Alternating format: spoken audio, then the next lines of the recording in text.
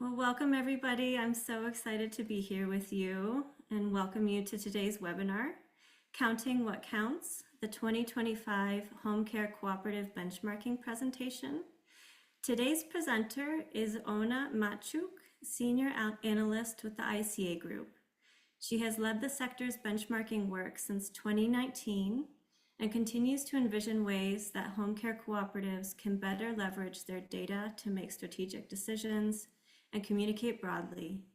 In addition to her work in data analysis, Ona provides strategic coaching to both new and established cooperatives, works on market studies and feasibility analyses for up-and-coming cooperatives, delivers trainings, and conducts financial analysis for established cooperatives.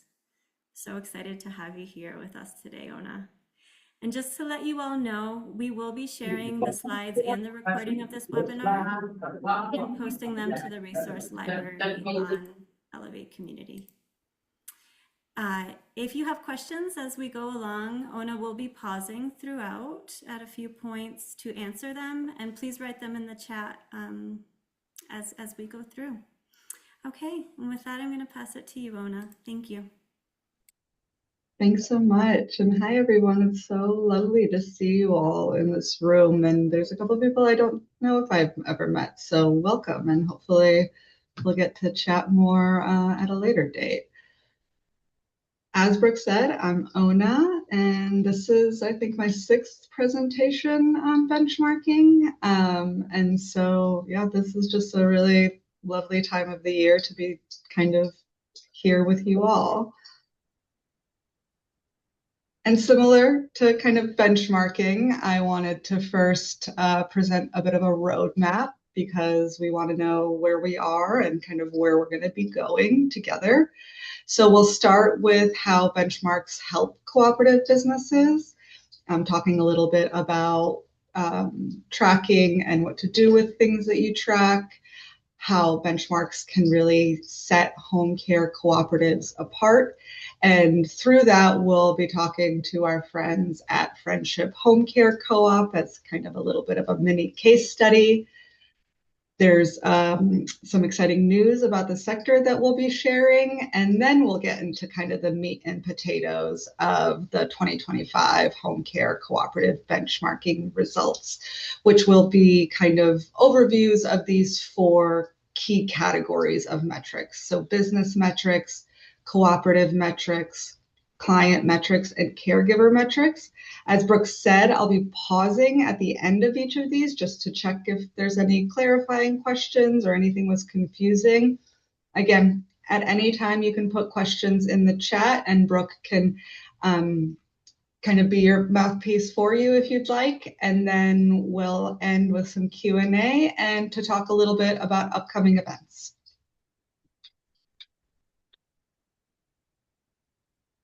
So benchmarks are a term we use for goals that are tracked or measured.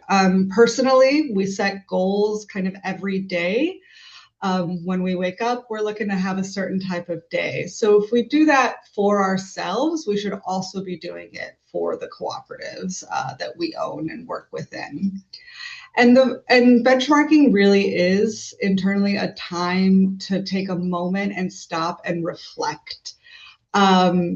Because the days really do pass quickly. So if you're not stopping to look at the metrics you or the systems you use are collecting, then the potential of those metrics, the things that they can inform or the decisions they can help make, really do go to waste. And kind of to be able to take this moment, it's really important to be able to look back and take stock of how the co-op has progressed, right? There may have been a time when you couldn't imagine the co-op having as many hours as it does today, or onboarding more than X amount of clients within a month, or whatever that progress metric is for the cooperative. Because by taking stock, the co-op is able to identify opportunities to celebrate, which are essential for a business, really bringing people together and sharing in the successes, the shared successes of the cooperative. or it helps identify places where there needs to be kind of renewed focus on challenges, or things that maybe the cooperative wanted to try in the past but lost sight of because, like I said, the day-to-day just kind of gets in the way. And then lastly, you want to be able to kind of compare yourself to others, because you want to be able to stand out and be unique and really share the things that make your cooperative different within the market. And additionally, you want to see kind of where else you can go based on where you are now.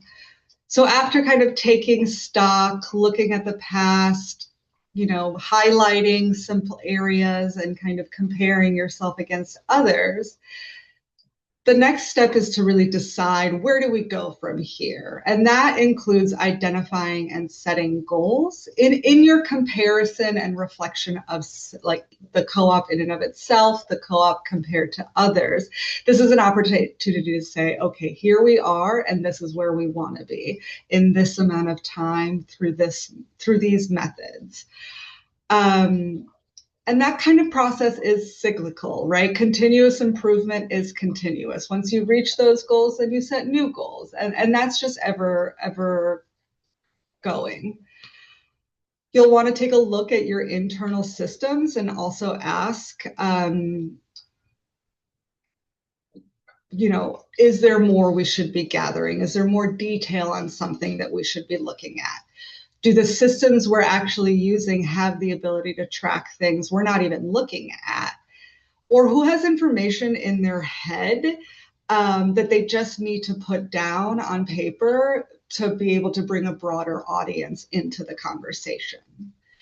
And that kind of really spins into internally sharing out your goals, because as you're sharing goals, updating the progress, you're bringing more and more people into the business and asking for input or connecting benchmarks to the experience of staff or even the potential experience of staff, given the ability to reach a certain benchmark, is really a great way to get more and more people involved. And lastly, you want to be sharing benchmarks externally and really sharing how the cooperative is different and standing out for your wins and improvements to help focus people's attention, because the industry is crowded. And being able to talk specifically and about how great you are really does resonate kind of louder. And to demonstrate that, I wanted to do a little case study with our friends at Friendship Home Care Co-op. And so this is Harold. He is an administrator at Friendship Home Care Co-op located in Friendship, Maine. And he's welcoming all of us to the cooperative. And one day, a sassy reporter with an incredibly sassy hat walks into Friendship Co-op's office and says, "Hey, I just saw a LinkedIn post," or somebody just sent me the New York Times article, or someone shared a graphic online about turnover rates. Whatever it may be, this reporter is saying, "Hey, I just heard about home care cooperatives. It sounds amazing."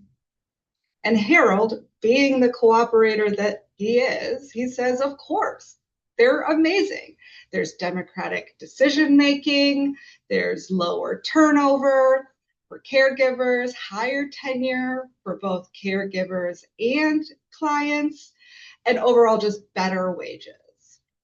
And so our reporter, being the sassy hat-wearing reporter that she is, what's going to be her next question?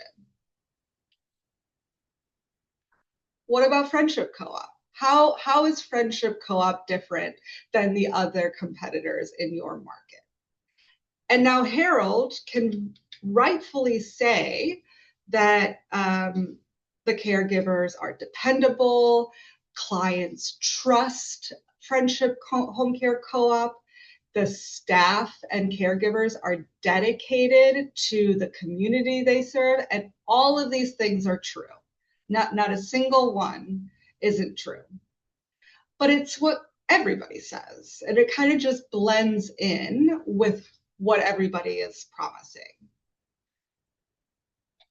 Now, if Harold could be more specific, if Harold could say, well, we've been serving our community for this many years, or last year we provided services to this many families, and we're actually on track to serve this many families by the end of the year. Also, our caregivers have been with us for a really long time. Caregivers stay with us for around however many years, and we have a really low caregiver turnover rate. It's been at this rate or lower for the last X amount of years. Or even simply, we have a this star rating on Google, or this percent of our caregivers are also owners of the cooperative. Can you see the difference between kind of just talking about how great everything is and being specific and pointing to the things that really stand out for any potential kind of audience member?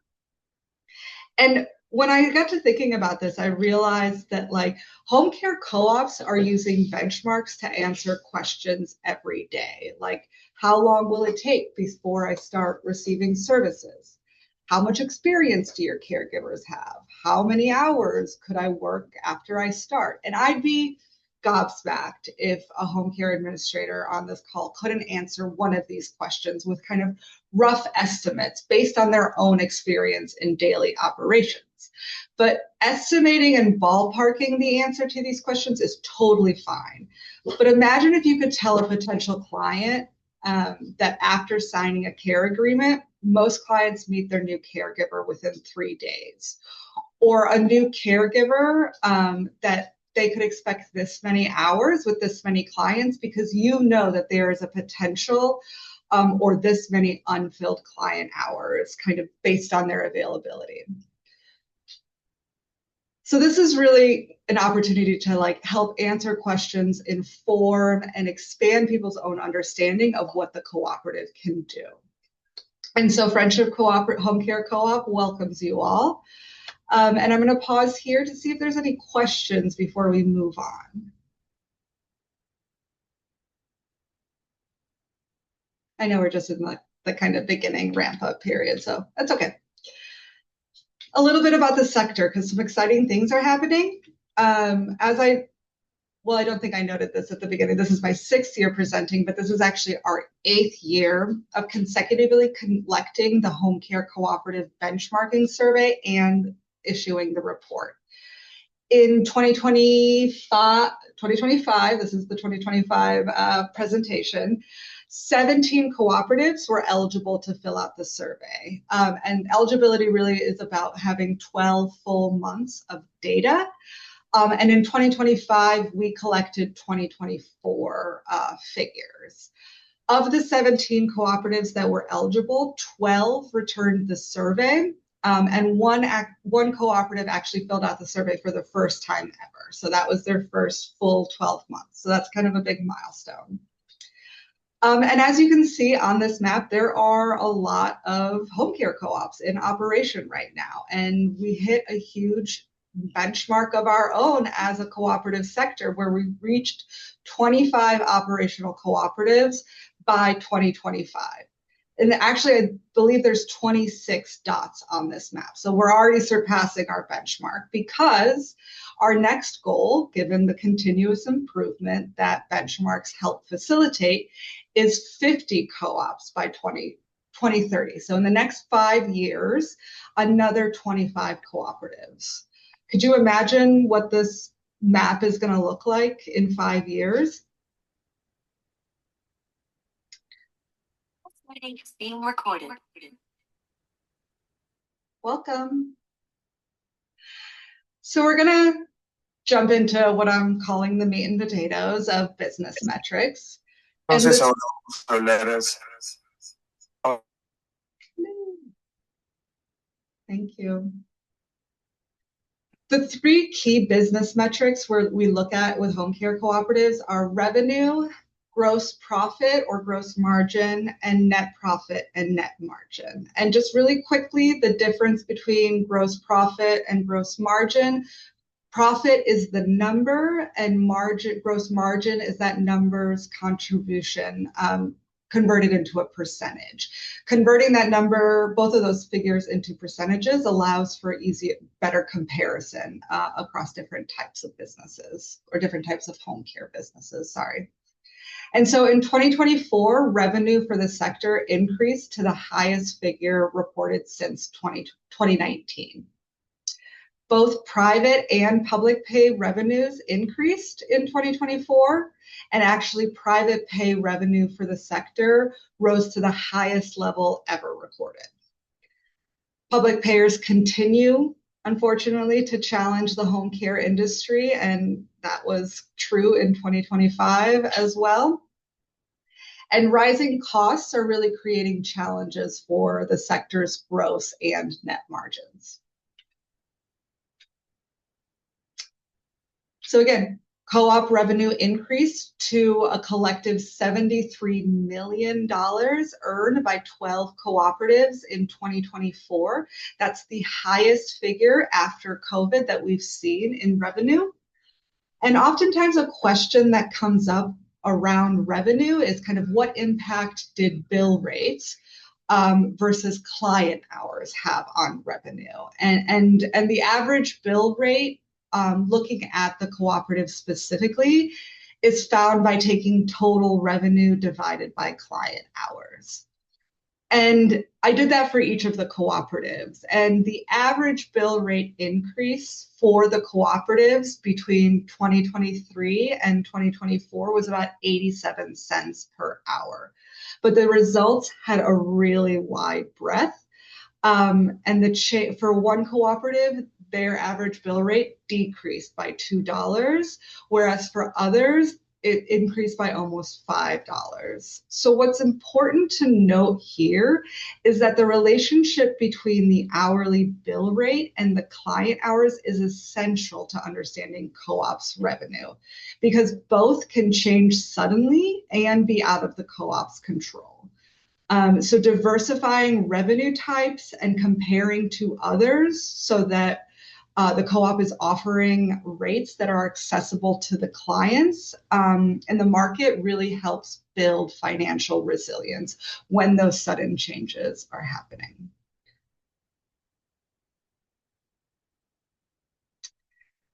Both public and private pay revenue increased in 2024.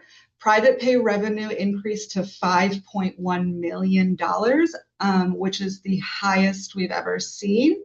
And that growth is reflective of new co-ops entering the private pay market, but additionally existing co-ops expanding their private pay services. The number of co-ops that accept both private and public payers increased from 4 to 5 in 24. And this is relatively modest in scale, but the diversification of revenue really reflects the progress in operations and financial resilience, which are incredibly important factors for co-ops that are navigating changes in Medicaid or other public funding streams. Public pay revenue also increased to $67.9 million, which is the highest that we've also seen in the last 5 years. But I will say that some of that growth was partially supported by state-based and kind of goal-driven programs that unfortunately were cut during 2025. So it'll be interesting to see how this number looks next year. Gross profit or gross margin is, again, what's left after all direct caregiving expenses have been paid. And those caregiving expenses include wages, payroll taxes, mileage reimbursement. After that's paid, what's left is gross profit, and that pays for overhead, which are expenses like rent, administrative staff, insurance, what have you. And for the most part, gross margins should stay within a range that's kind of known and understood by the cooperative, because really it's a sign of stability. The co-op should know its base floor, but also kind of strive for a kind of a goal within and of itself. if a gross margin does change significantly, it's really important to understand the cause, because something has happened in terms of overtime, the hourly service rate, kind of workers' comp insurance. So sudden changes in those kinds of variables will adjust the gross profit margin. And gross profit for the sector decreased in 2024 from 36% in 2023 to 34% in 2024. While that decrease happened, it's still very much in the range of what we've seen before. It's not the lowest and it is not the highest that we've seen, but just about where we typically see it. Unfortunately, well, I guess not unfortunately, the conventional industry actually grew their gross margin, meaning they were able to have more money after paying all their caregiving expenses. On the individual cooperative basis, 8 of the 11 co-ops that reported their figures in 2023 and in 2024 had decreases in their gross margin. So again, it's really important for those cooperatives to be able to know and understand kind of what drove that. A common refrain at this point in time in the presentation is that co-ops will always have lower gross margins than the conventional industry, because co-ops strive to pay their caregivers more and want to value that caregiving with wages. And that remains true to this day. However, if cooperatives are facing or taking on kind of growing cost pressures that aren't being offset by the rate increases or operational changes, then it's really important to understand kind of what impact that will have on the sustainability of the financial sustainability of the cooperative and plan accordingly. In terms of net profit margin, this is really answering the question, is the cooperative earning more than it spends? This is what's left of revenue after all expenses have been paid. So 6 of the 11 cooperatives that completed the survey had positive net margins. And 6 cooperatives, not the same 6, but there was some overlap, actually improved their net margins between 2023 and 2024. So they saw that there was a growth in their net margin. And fluctuations in net income are common for the cooperative sector and most likely the broader industry as well, because almost every cooperative in the last 4 years has had a negative income figure. These setbacks are often temporary, lasting no more than 2 consecutive years. And it's important to remember that kind of operational investments can often impact net margin in the short term, but are better for the co-op in the longer term. Does anyone have any questions before I move on?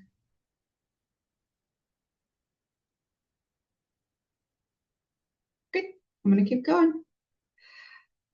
So next is the cooperative metrics, which is primarily worker ownership within the cooperative space. So the average membership rate of the cooperative sector in 2024 was 69%. This is a decrease of 7 percentage points from 2023's figure of 76%, but still a really strong figure. This is nothing to shake a stick at.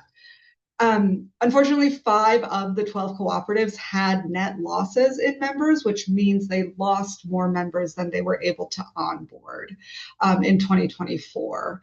And overall, the home care cooperative sector onboarded 85 new member owners to the sector in 2024.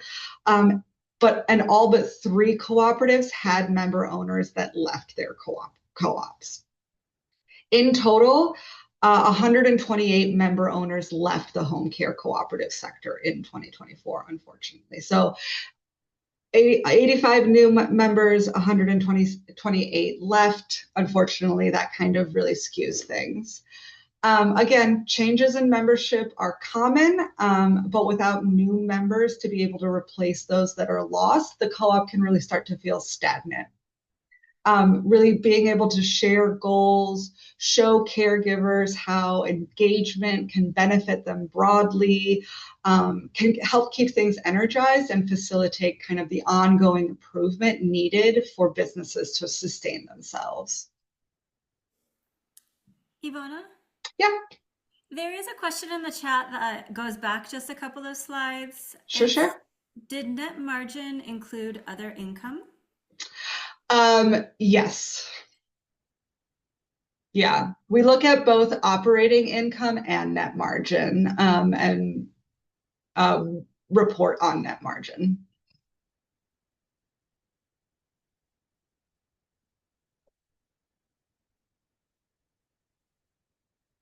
Anything else? Cool. I'll keep chugging along. And we say this every year, but a loss of members at smaller co-ops have bigger impacts. And typically for co-ops that have 50 or fewer staff, those co-ops typically have higher membership rates. But there was a decrease in that as well this year, because when a cooperative is small, the loss of a few members can have a kind of a bigger impact on the membership rate. And so really, again, new memberships are essential to really keeping the cooperative dynamic, adaptable, and growing. And just to be clear, when we ask this question, we ask for the count of only people who are eligible for membership. People who are not yet eligible for membership are not included in the count.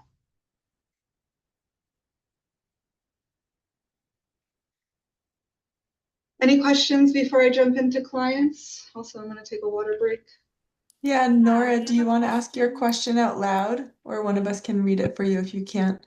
Sure. This is kind of a tangential question, but I was wondering if there are metrics on how much money the co-op spend on member engagement or like co-op focused caregiver training. It's kind of, I was just wondering, I was like thinking about like comparing that with turnover or like how members serve on the board. Yeah, that's a great question. And unfortunately, everybody does their accounting a little bit different and, marks their line items a little bit different. We do have a standard chart of accounts that people can use or new co-ops can use. But yeah, absolutely. That is definitely two things that would be interesting to look at. Thanks. Appreciate it. Yeah. Hi. And there's another question in the chat. Maria, would you like to, totally fine if not, but would you like to ask your question out loud? I'll give it a try. Thank you. Thank you so much, first of all, for having this. As a caregiver, I have little knowledge as to how my personal being, other than the participation of my actual of Ridgeline, impact the long-term goals for a cooperative without the awareness. I find that caregivers by nature are kind of isolated. And one thing that I am hopeful for is that in doing some training, and maybe charting that, or as I forgot the word you used for it, but following through with that and kind of taking a look at those numbers of people that participate in things in group settings that are, I'm sorry. No, hi. Taking a look at how maybe doing trainings of the continued education in groups versus doing one-on-one trainings or online trainings, even though that's also very helpful, it's a nightmare if you don't know who you're working with. Yeah. Yeah, thanks for that, Maria. Yeah. I'd love to see some tracking in that area. I mean, I'm going to try to do that where we are. So I love to hear it. Yeah, it's really just pick the thing that most interests you. It doesn't have to be everything all at once. It can just be the thing that you believe or want to understand better and track it for a bit and look to see kind of how things change or what the data is telling you. So happy to help Ridgeline build a dashboard or kind of move that tracking progress along however you want.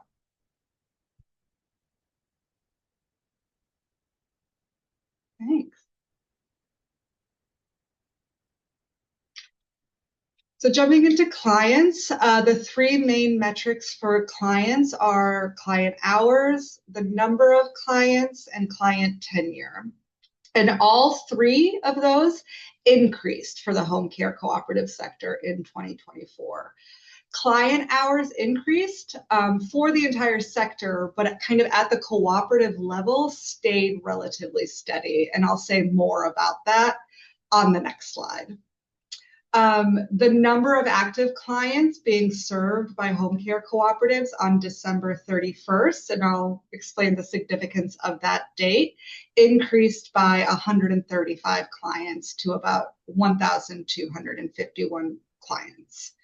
And lastly, client tenure increased from 21 months to 23 months. That's almost 2 years that clients stay with cooperatives.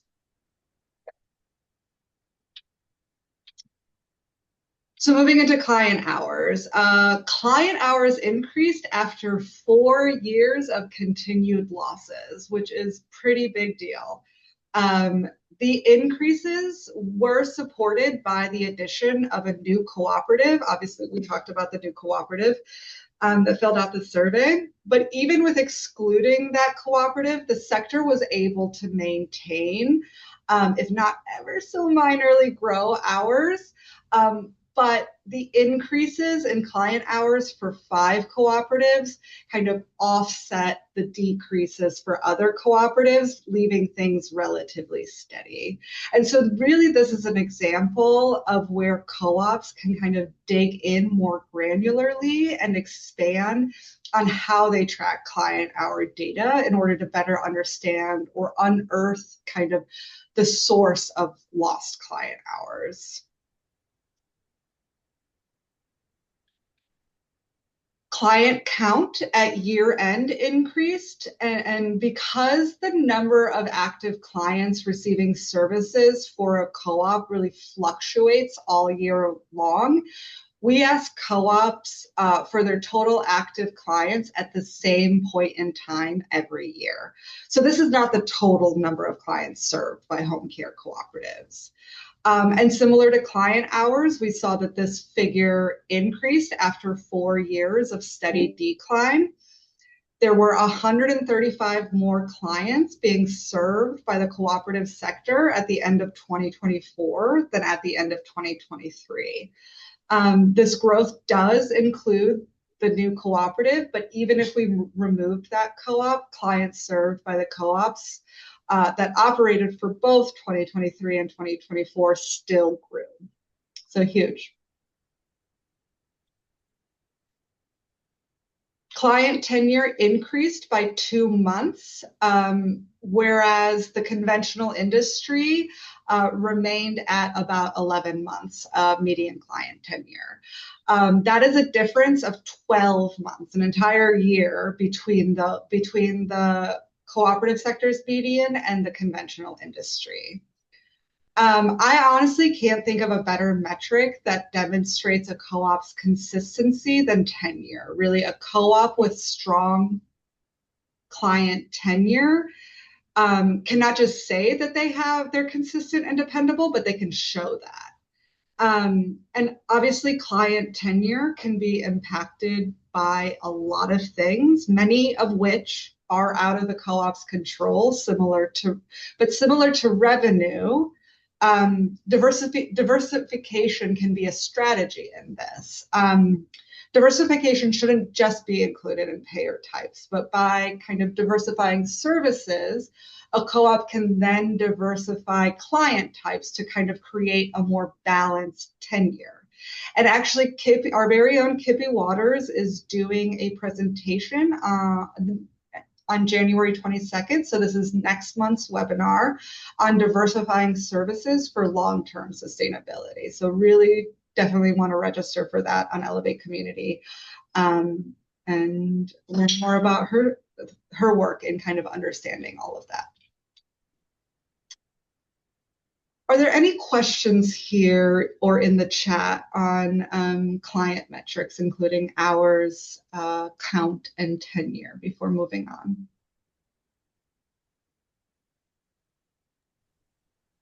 Yeah, there's one question in the chat. Sadie, would you like to ask your question? Yes, thank you. Hi, Ona. Hi, My Sadie. question, good to see you. My question will be, are there any factors that contribute to increase in clients, like such as marketing efforts or other initiatives that you identify? Right. Well, marketing and for different types of clients, because there's the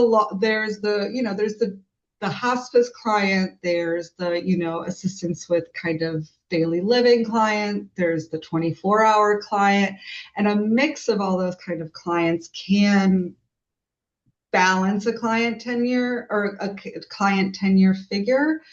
But in terms of marketing to those specific clients, yeah, you want to absolutely be speaking to their immediate needs and kind of how the co-op can best serve them or kind of remedy those needs. But I hear what you're saying in terms of really kind of getting the longer term clients who stay for a long time. And that, again, client tenure isn't correlated with client hours, just has how long somebody has been with the cooperative.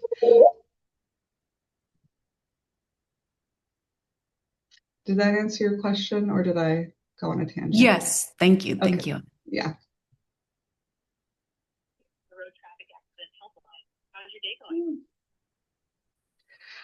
Okay, moving on to caregivers. The three main caregiver metrics we talk about are caregiver wages, caregiver turnover, and caregiver tenure. So again, home care co-ops pay caregivers more than non-co-ops, and we compare them against the same, we call them state-based peers, non-cooperative state-based peers. So other home care businesses in the same states that the co-ops operate within. The home care co-op sector increased its median wage by $1.03, but non-cooperative peers increased theirs by a similar amount as well, and we'll talk about that. Caregiver turnover increased, but is still much lower than the conventional industry, and caregiver tenure increased by 1 month as well. Co-op wages for the cooperative sector increase every year.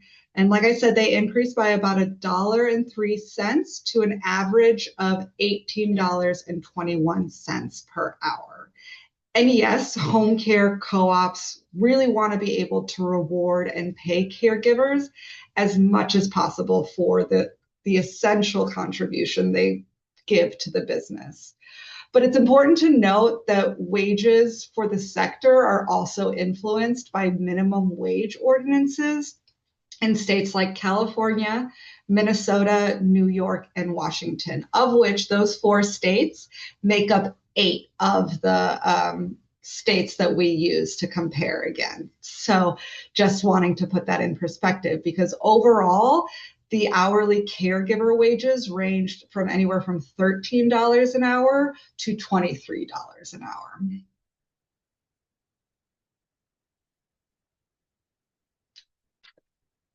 But co-ops pay caregivers more.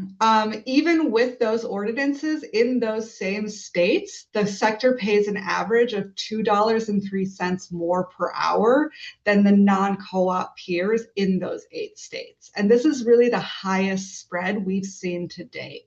Last year, 2023 was close, but this by far is the highest.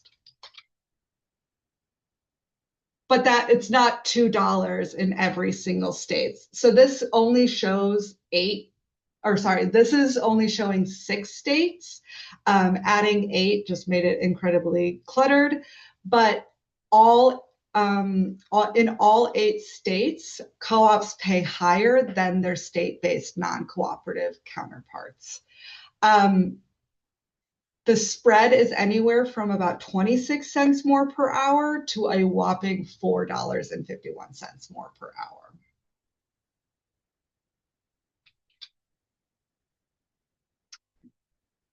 And every year, sector wages increase by more than the wages of their non-cooperative peers. So you can see in 2020, between 2023 and 2024, home care co-op wages increased by an average of $1.03, whereas for non-co-ops, it increased by 91 cents. That's the narrowest difference we've ever seen. That's just 12 cents. Typically, we see a lot larger of a spread in previous years. Again, it's essential for co-ops to be comparing their wages and bill rates against those they consider competition. And for those interested or kind of wanting to learn more about competitor research, ICA's Charlie and Steph gave a great presentation about 2 months ago on how to do competitor research. So you can find a recording of that webinar in both English and in Spanish on Elevate Community.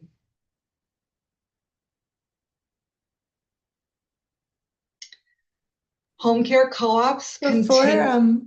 Sorry, Ona, before you move on, I know you're going to pause for questions at the end of the caregiver section, but there is actually a number of questions specifically about wages. Oh, yeah. So I wonder if it would be good to pause here. Totally. And if I could invite Nora, then Efren, and then Alicia to ask their questions. Sure, thank you.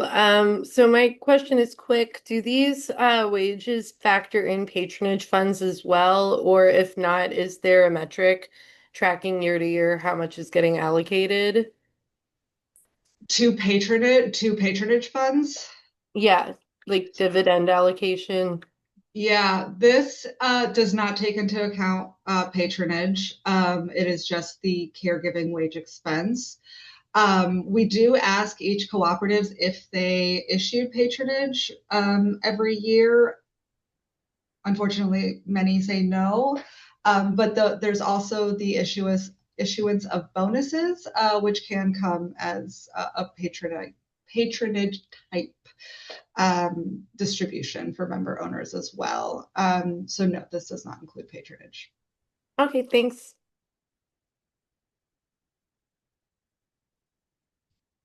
Ephraim?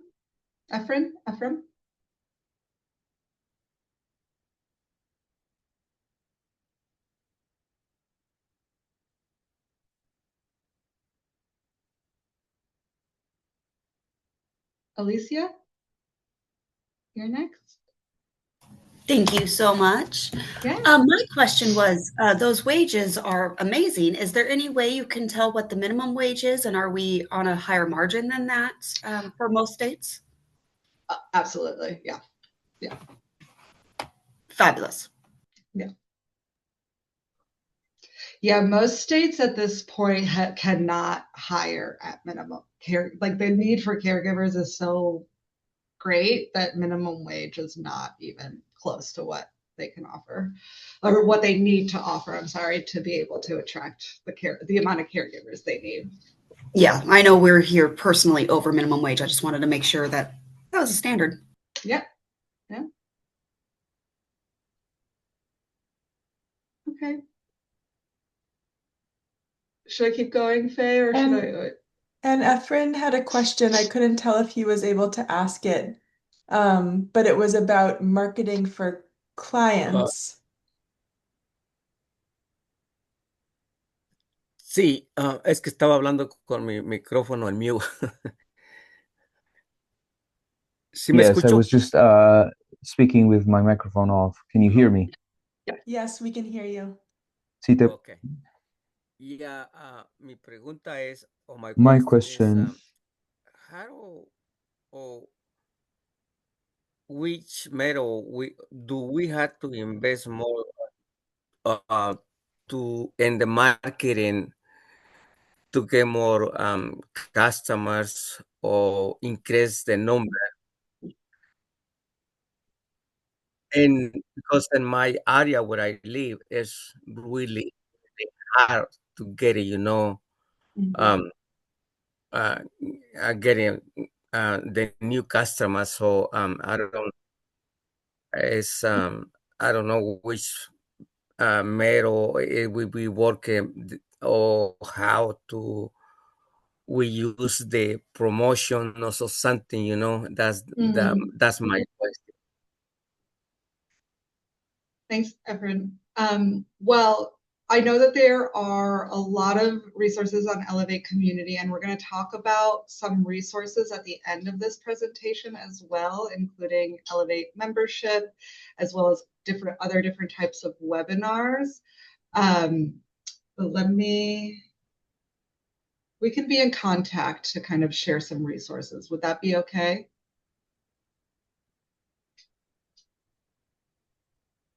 Oh, also the Yes, thank you. Also the administrator roundtable. That's which we'll also talk about at the end of this presentation. So definitely stay tuned. I am cognizant of time. We have 10 minutes left and we're very close to the end. So I'm going to keep going. So home care co-ops continued to have a lower caregiver turnover rate. The caregiver turnover rate for the sector did increase in 2024, but is still substantially lower than the larger industry, which their rate did decrease while ours increased, but still was not the highest we've seen it. And there's about a 37 percentage point difference between the 75% and the 38%.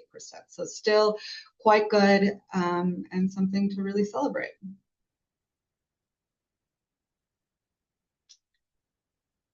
And lastly, caregiver tenure increased by 1 month in 2024 from 29 months to 30 months. So that's actually a tenure of 2.5 years. Again, tenure is really a figure that can support recruitment and marketing efforts by demonstrating longevity to potential caregivers and clients. That is not even to mention that the lower caregiver turnover and higher tenure can have significant impacts on recruitment expenses, allowing for growth in both clients and caregivers rather than that continuous replacement.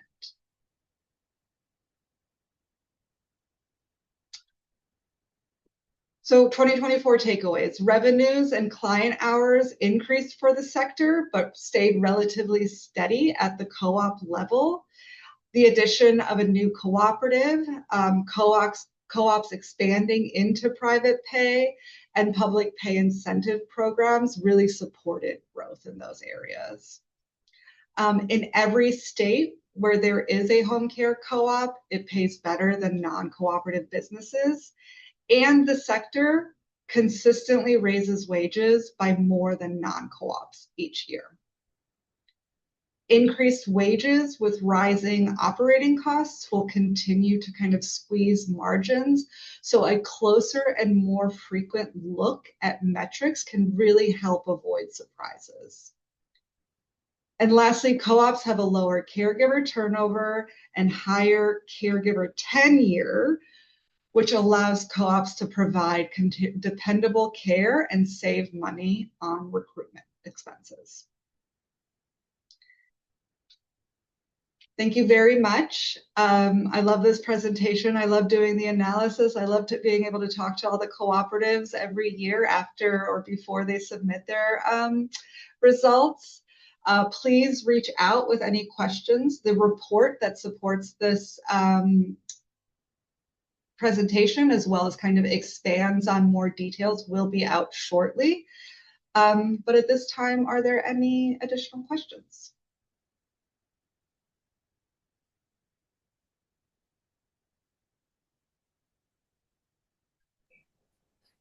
I have a question. Is this video by chance going to be sent out to everybody?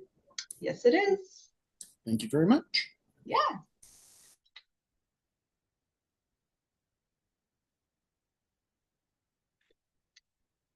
Okay.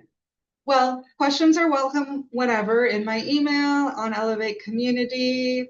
However, my door is always open, but I do want to take the last couple of minutes to pass it to Faye to talk a little bit about some upcoming events.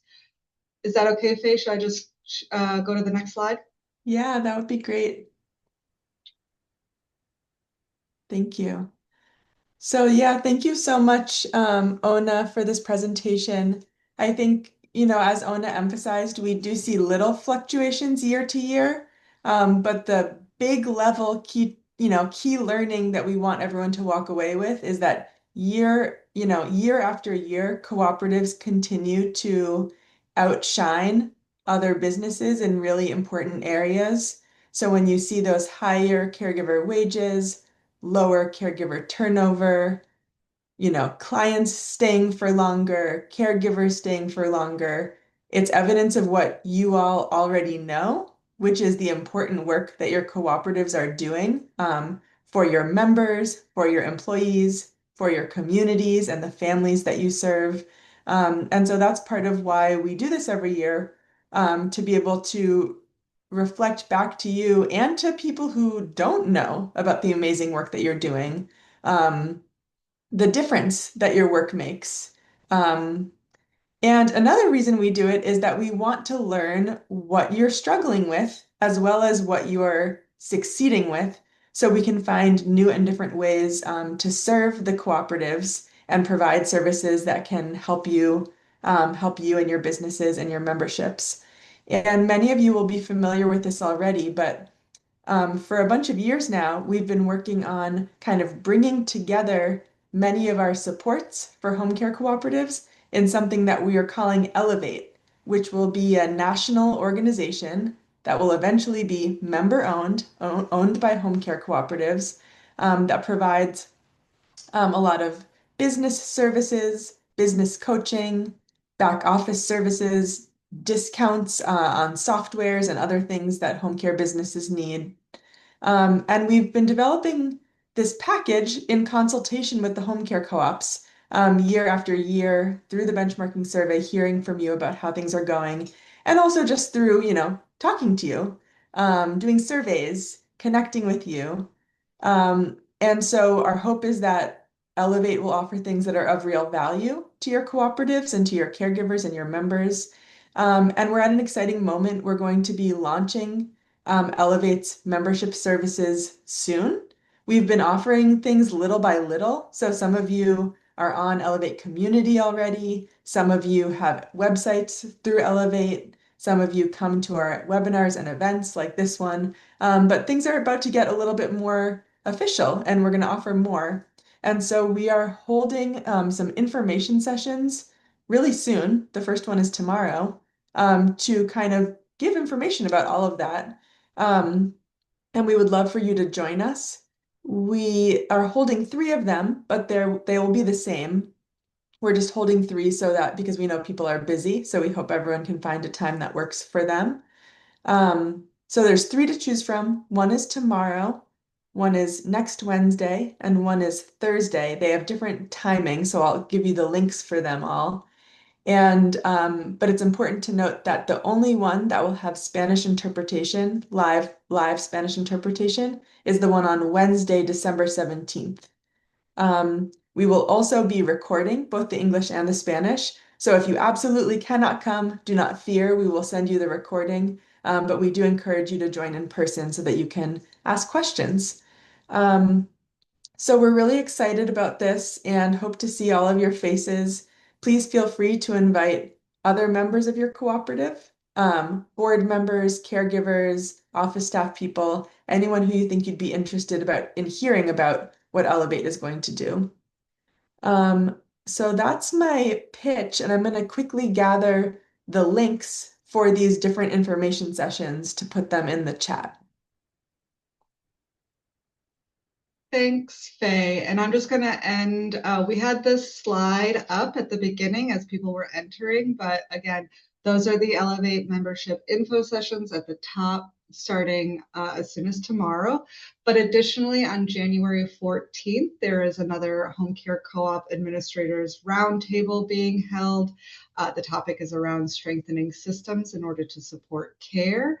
And then on January 22nd, Kippy of 2026, Kippy will be doing a webinar on diversifying services for long-term sustainability within the home care cooperative sector.